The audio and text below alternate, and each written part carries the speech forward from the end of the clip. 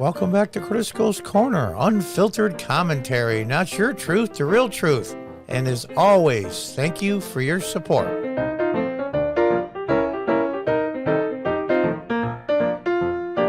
Hi folks, welcome back. From Fox News, Russia invades Ukraine in the largest European attack since World War II. This is a big deal. I'm really surprised. Russia invaded Ukraine by land, sea, and air in the largest attack in European soil since World War II. Now, it's technically true, but there was a lot of forces at play, but nowhere near the scale of World War II. Let's read on. Russian forces invaded Ukraine by land, sea, and air in the largest military attack of one state against another in the European continent since Second World War. The wide-ranging attack on Ukraine on Thursday hit cities and bases with airstrikes or shelling as citizens piled into trains and cars to flee. Ukraine's government said Russian tanks and troops rolled across the border in a full-scale war that could rewrite the geopolitical order. Ukraine Foreign Minister, I can't pronounce the names, Kuleba, said the country severed diplomatic relations with Russia and called on all our partners to do the same. But this concrete step will demonstrate that you stand by Ukraine and categorically reject the most blatant act of aggression in Europe since World War II. Now, let's take a look at the map of some of the places that have been hit so far. And as you see there, on the right is Russia. On the north is Belarus.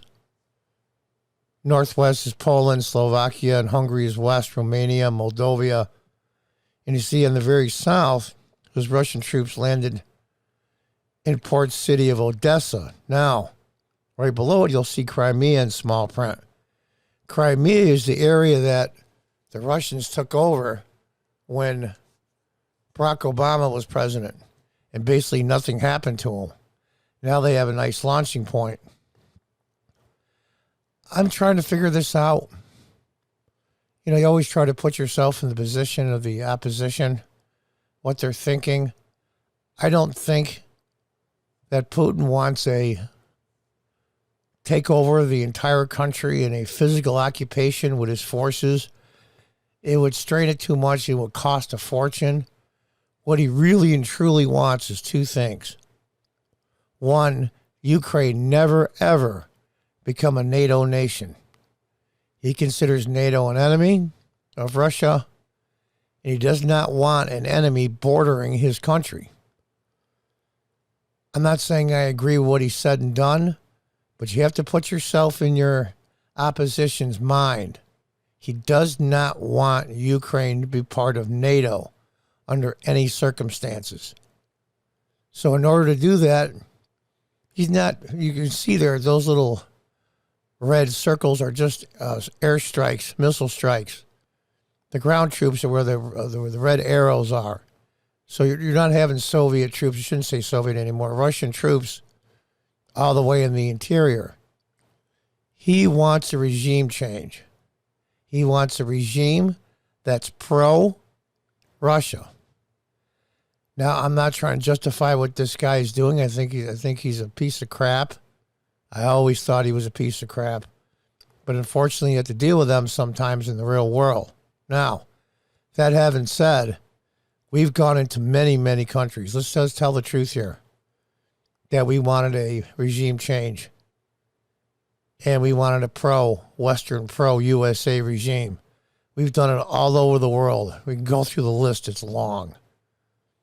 Does that make what Putin's doing okay? No. But you can understand his tactics. You can understand why he's doing things. He wants to keep Ukraine out of NATO, and he wants a pro-Russian regime in Ukraine. While the attack on Ukraine was largely condemned by the West, it's unclear whether forces will intervene. Something Russian President Vladimir Putin warned would show grave consequences. NATO is sending additional forces to bolster defenses in Eastern Europe. Yeah, they're NATO allies. Poland is in the NATO alliance, so Slovakia and all the countries that are west of Ukraine. Alexei Arestovich, an ambassador to the Ukrainian president, said Thursday about 40 people have been killed so far in the Russian attack on the country. The Associated Press reported. Several dozen people have been wounded. He didn't specify whether casualties included civilians. Zelensky said he would be providing weapons to citizens who want to help defend the country, instructing them to be ready to support Ukraine in the squares of our cities. Of course, he has to say that. Whether he believes it or not, I'm not sure. It's just part of the keeping the morale up for the population. He is their president. Now one other thing I wanted to say about, I'm not justifying what Putin did by any means. Ukraine is not a democracy by any stretch of the imagination. So all the Democrats saying for the last few days, we need to intervene to save democracy, is a lie.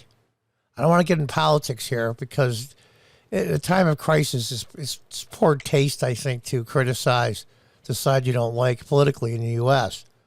But in all fairness, this is not about protecting democracy. Ukraine puts its political opponents in jail all the time. These guys are almost as bad as the Russians.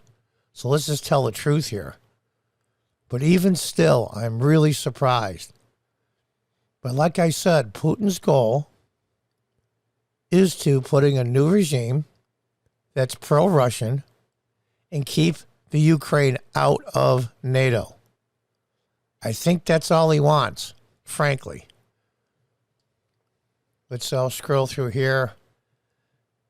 You know, as of today, our countries are on different sides of the world, blah, blah, blah. Ground invasions in multiple regions and border guards released security camera footage Thursday showing a line of Russian military vehicles crossing into Ukraine's government-held territory from Russian-annexed Crimea in the south. Yeah, they took Crimea when Barack Obama was president, and basically nothing happened to him. Here's the other thing, and this is just my opinion. I am no world geopolitical expert by any means. There's fear that maybe China will hit Taiwan during this period. A couple of things. I don't think that's going to happen, and I'll tell you why. They said, well, they went in their airspace today with airplanes. They've been going in their airspace for the last several months. It's nothing new. They're probably just filling out the air defenses. Even though it's wrong, you can understand why they did it. The president, I believe it's Xi, of China, has the big CCP meeting this November. Well, he'll be picked as president again. Another term, maybe forever, who knows. But the thing of it is, he does not want this to happen before November. He wants it to be quiet and somewhat stable. So it puts Russia in a bad spot. Because if people find out, the world finds out that China helped Russia financially after all these sanctions go in and they're cut off from finance the rest of the world. Because you got to remember, the vast majority of income for Russia is oil and natural gas. They have tons of natural resources. Who's going to buy them?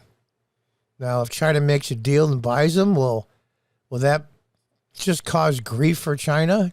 The U.S. population, the average Joe and Jane walking around is not a big fan of China right now. China's in a tough spot. We're going to have to see. But I am really shocked that he went all out this far. I thought he would go into the disputed area in eastern Ukraine, hold that area for a while, and then make his next move. But what he wants is a full regime change. Now, I'm just going to breeze through the rest of the article and the pictures. You can read it.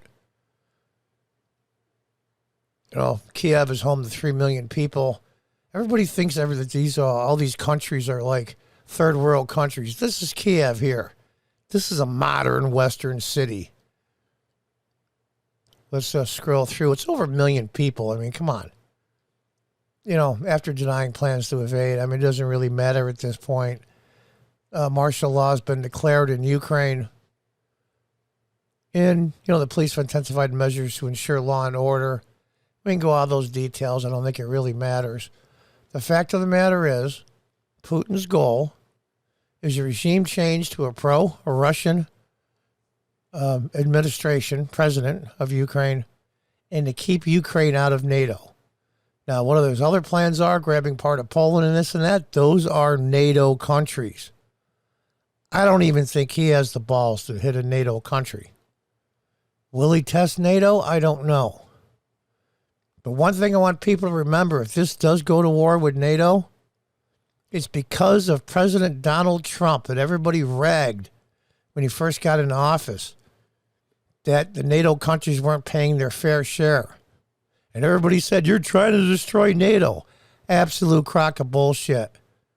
What happened is these NATO countries started putting in their fair share per agreement, and all kinds of new equipment and all kinds of new software and security measures that NATO put in, weapons, logistics, everything, all got upgraded because Trump put the squeeze on the countries that were freeloading. So anything that NATO has that's really upgraded and modern to help fight just in case is because of Trump. And that's the only politics I'm going to ingest in this episode. So we're going to see what happens. We're going to see. Oh, gosh. I'm crossing myself as I say this. We're going to have, I don't know what else to say. We're going to have to wait and see what happens. Anything happens in war, both good and bad, things you hadn't predicted. And I hope that our President Biden, grows a set or borrows it from somebody else, one of the two. We'll have to see. And until next time, goodbye and good luck.